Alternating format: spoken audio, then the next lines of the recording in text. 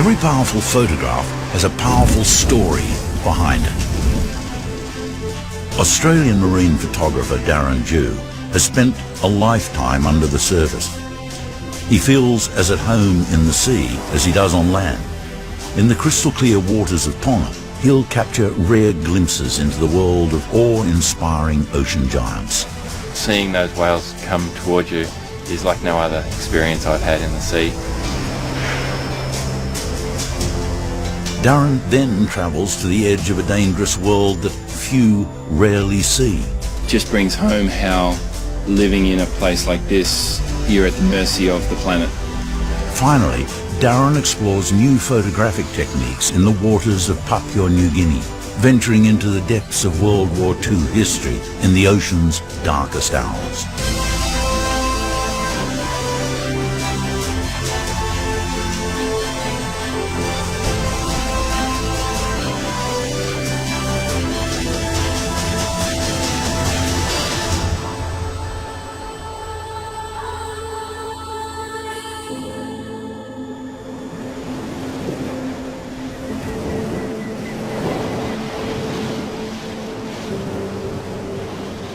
I'm fortunate enough to have spent the last 30 years of my life capturing and sharing the wonders of this planet.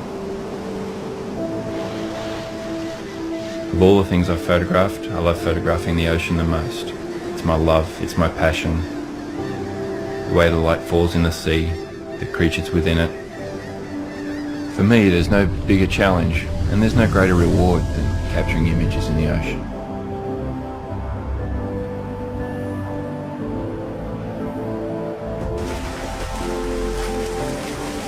When I slip into the sea and my head goes beneath the surface, everything goes quiet. I'm presented with the endless canvas of the ocean. I've always felt that this is the place that I belong.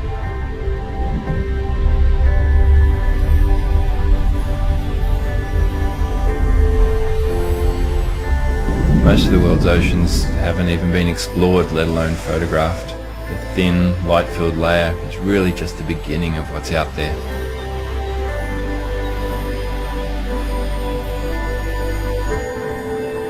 Darren has arrived at the South Pacific archipelago of Tonga.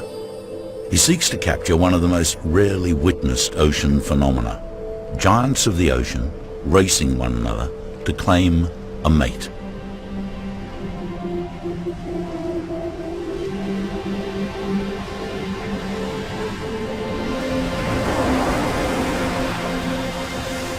I remember the first time I saw a humpback from a boat and seeing some peck slapping and some tail slapping and a blow, and just thinking there's so much more going on under the water that I'd like to see.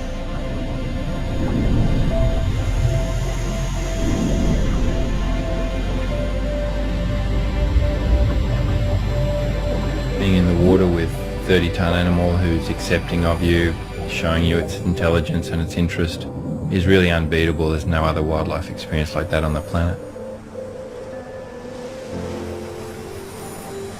I've been in the water with people who are seeing whales for the first time, and I think the thing that surprises them most is the tenderness that these huge animals can display right before your very eyes.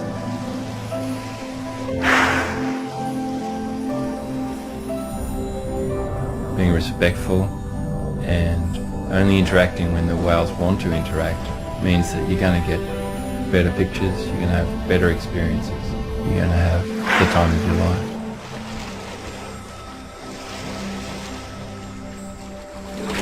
Oh my God! Absolutely incredible. Yeah, she's an awesome mum. She's very chilled, and the calf is really playful.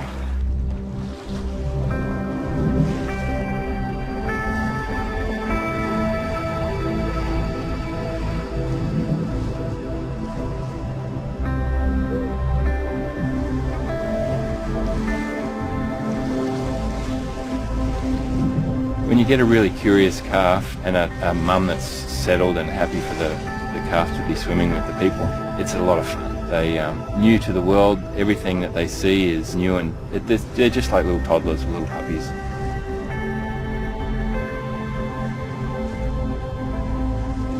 In those situations, I'd be looking for images that capture the bond between the mother and the calf. Also something to really show the scale of the mum and the calf, because we're using wide-angle lenses a lot. Things close to the camera get big and things in the distance get small. So sometimes the scale gets a little bit out of whack. But if you can get the mum and the calf in the same distance from the camera, you can really capture that immense size difference between the two animals.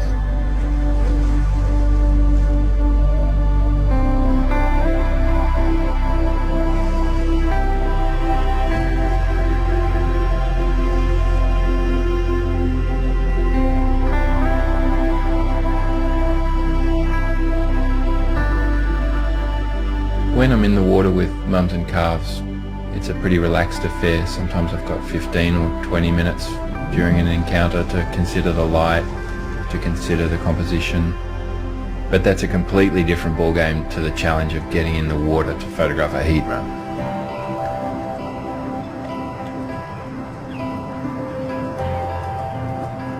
A heat run is the frenetic build-up to humpback whales mating.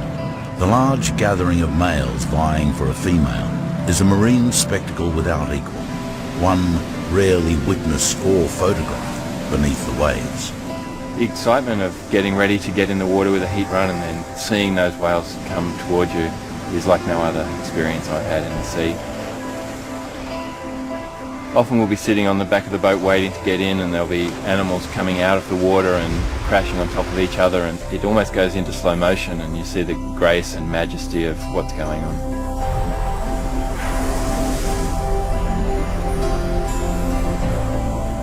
It's critical that we try and get a drop from the boat where we're going to see as many whales as possible in one frame. The skipper does a lot of work to get us in position. He'll work out which is the female whale and he'll just keep tracking her because she'll lead the other whales around on the merry chase. And we'll go into the water as soon as he calls it, and we should be presented with an ocean full of whales.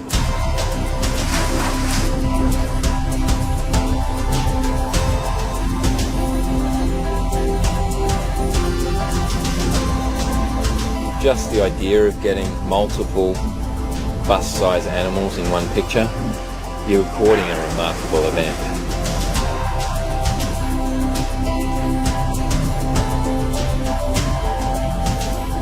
You know, we only get maybe 30 seconds of time to be in the water, to be in position and get the shot before the animals are gone, because they're moving at quite a pace.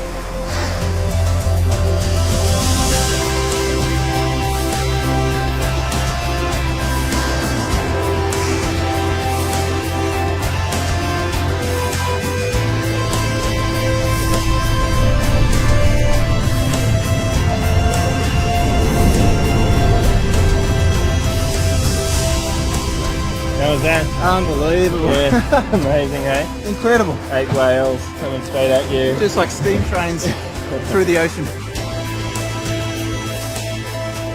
The fact that the humpbacks let us swim with them here in Tonga is, to me, a bit of an indication about how happy they are to have us in their environment, and tells me that we need to be looking after their environment as well. You know, without the ocean, you know, we'd lose one of the lungs of the planet, and it's a critical aspect of the whole web of life. And so I hope that the pictures that I create are the ones that will make a difference and can help people appreciate and respect the ocean. It's the only one we've got. Having successfully captured the magnificent heat runs in Tonga, Darren and his crew travelled to the port town of Rabaul, located on the island of New Britain in Papua New Guinea. The silent and deep waters of Rabaul Harbour became a graveyard of twisted metal and hulks of wrecks during its occupation by the Japanese forces as a naval base during World War II.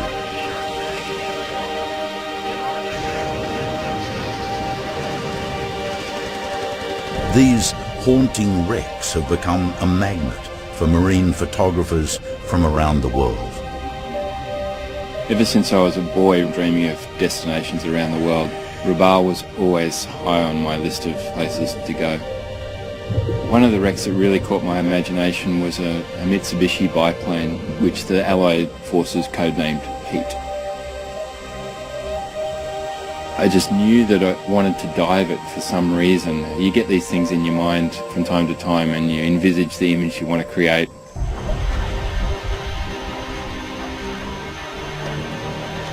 When I came up here in 2008, I asked about diving the biplane, and there was a dispute between landowners and it was off limits.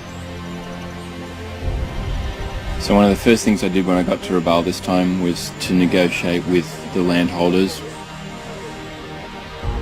While Darren waits, hoping to gain permission to dive the biplane, he decides to use the time to explore the unusual topography of the surrounding area. Rabaul's harbour was created by an extremely violent birth and is, in fact, the remnants of a supervolcano. Around the edges of the harbour rise two active volcanoes that could erupt at any time. In 1994, both volcanoes exploded, and that was the biggest eruption Rabaul had seen since 1937. The old town was completely destroyed and had to be abandoned.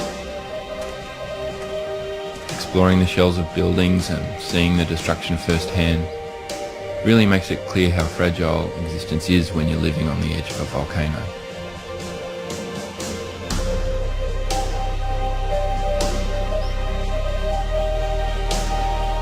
Walking down the main street, the bitumen ends and gets replaced by a layer of volcanic ash. That's not something you see every day.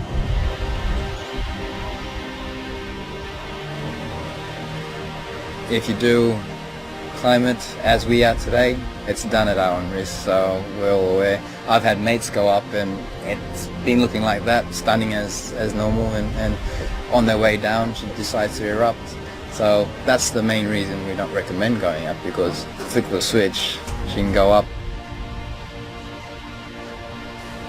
Climbing a volcano under the midday sun is no walk in the park.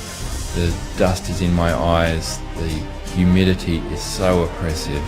The smell of sulphur is burning the back of my throat. It's even getting down into my lungs. The only thing that's keeping me going right now is the anticipation of that view from the crater rim.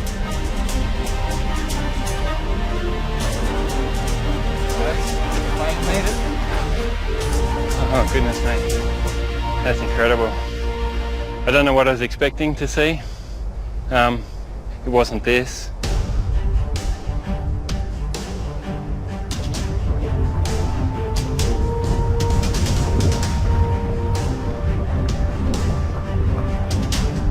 With the help of our drone pilot Toby, I'm now going to fly my camera with a fisheye lens high up over the mountain. I'm always looking for something new, and I've got a picture in my mind that'll show the living landscape in a whole new way.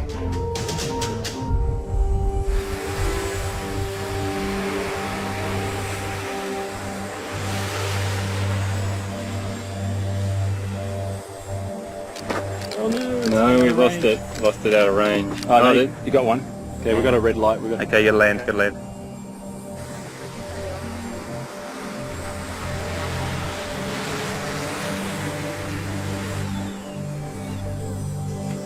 Is that what you were hoping? Yeah, that's what I was thinking. This really worked. Darren's unique fisheye photograph of the Tabavur volcano turns it into a world of its own. At any time that volcano could go up, it could have erupted while we were up there. It's not if it's going to happen, it's when. It just brings home how living in a place like this, you're at the mercy of the planet. Only several weeks after photographing the volcano, it was captured by an Australian tourist erupting without warning.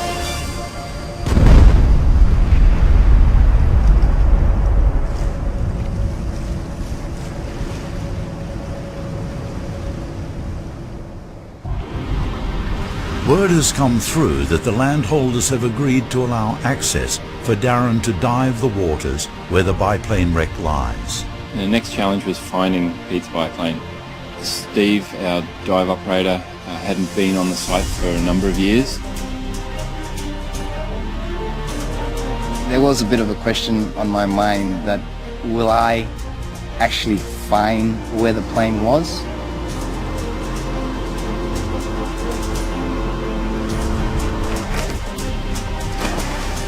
I've come to the area where I recall the plane to be.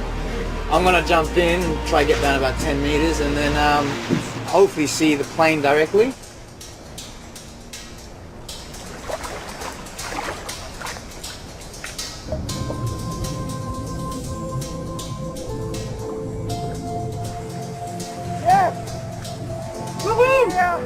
Found it. Fantastic. That's great news. What, is it still in good condition? Still in good shape, to the looks of it. Right. Can't wait to get in there.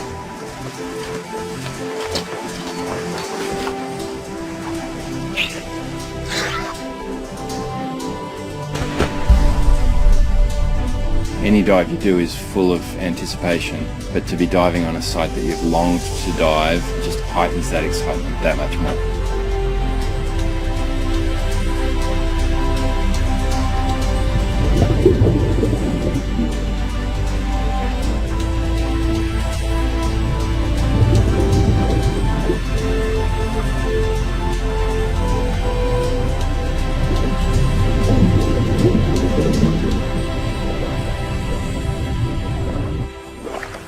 Wow.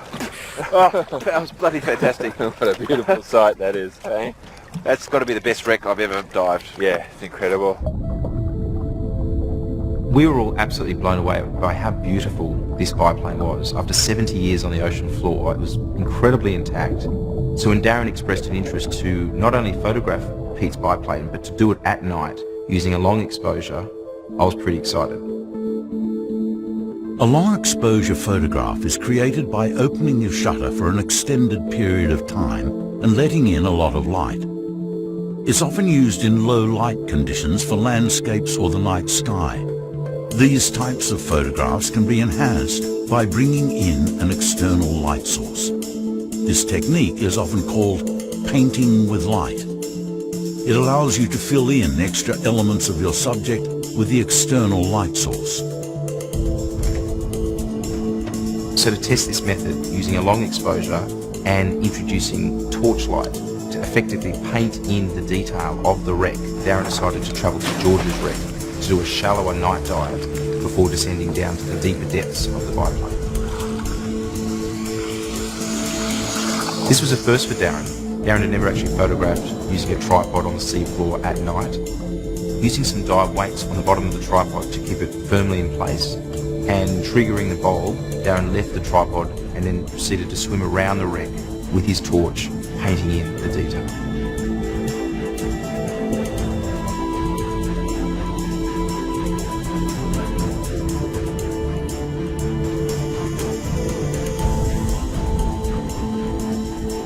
Just seeing these beams of light, the inky blackness of the ocean, it was eerily quiet, but it was like there was a symphony going on in my mind and Darren was sort of conducting this orchestra. It was just a very surreal experience and one I'll never forget.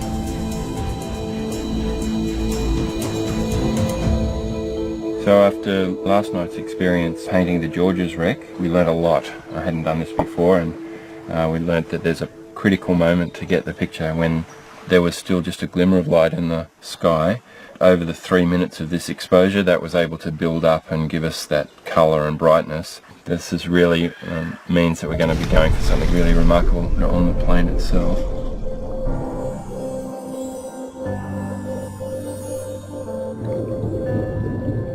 Our first night dive on Pete's was the culmination of all of the planning and negotiation and practice of painting with light on George's.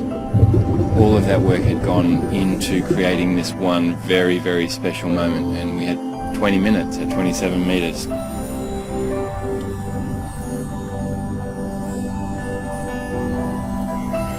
Gliding above the wreck, looking at the details through the beam of the torch, the colour and the amount of life that had been attracted to her, it was like I was visualising and building the picture as I swam.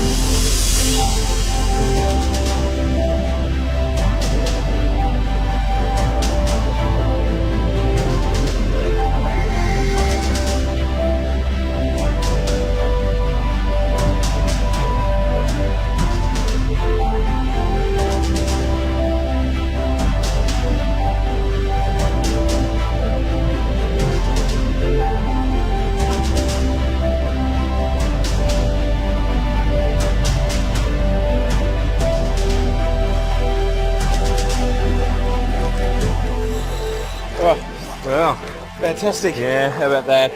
You happy with it? Yeah, beautiful sight.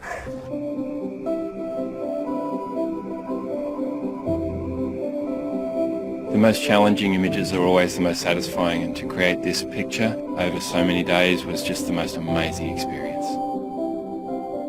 Darren's image of Pete's biplane captures an ethereal beauty that is truly unforgettable. But it also highlights that an old machine built for death and destruction has now become home to an array of soft corals and invertebrates that continue to support life on Rabal's seafloor.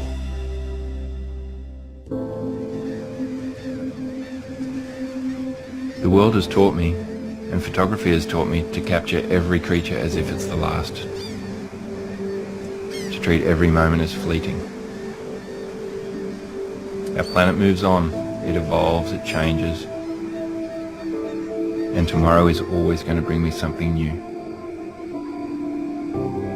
If my images can influence just a few more people to care for the nature of our world, then I feel like I've done my part.